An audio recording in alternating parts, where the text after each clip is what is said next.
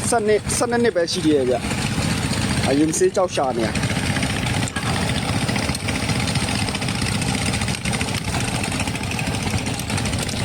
ရောင်စားကြောက်ရပြီလားဟမ်ညီလေးရောင်စားကြောက်ရရလားမရသေးဘူးလားရမှာပါကျူသားချ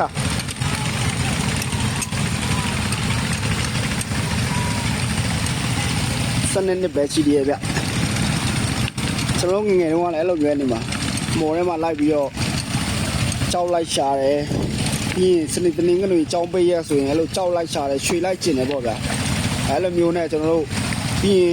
င်ဂိမ်းဆိုင်ကိုတွားတယ်ပေါ့ဗျာဒါတော့ငယ်ဘွားလေးပြောပြလိုက်ပါဦးမယ်12နှစ်အရွယ်ကလေးလေးကိုတွေ့လို့ဗျာဒီနေ့ကြောက်ရှာနေကြောက်ရှာတယ်ရွှေကျင်တယ်ပြီးရင်ဂိမ်းဆိုင်မှာတော်တော်ပေးတယ်အဲ့လိုမျိုးပေါ့ဗျာအဲ့ဒီဘွားအဲ့ဒီအရွယ်ပေါ့ဗျာအခုခေတ်ကလေးတော့ဘယ်လိုလုပ်လဲတော့မသိဘူးကျွန်တော်တို့အရွယ်တုန်းကတော့အဲ့လိုမျိုးပေါ့ကြောက်ရှာတယ်ရွှေကျင်တယ်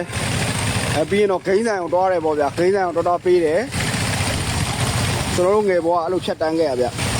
မော်ထဲမှာပေါ့ဗျာဒါအခုလည်းလိုက်ရှာနေရတော့မယ်တတ်နိုင်ဘူး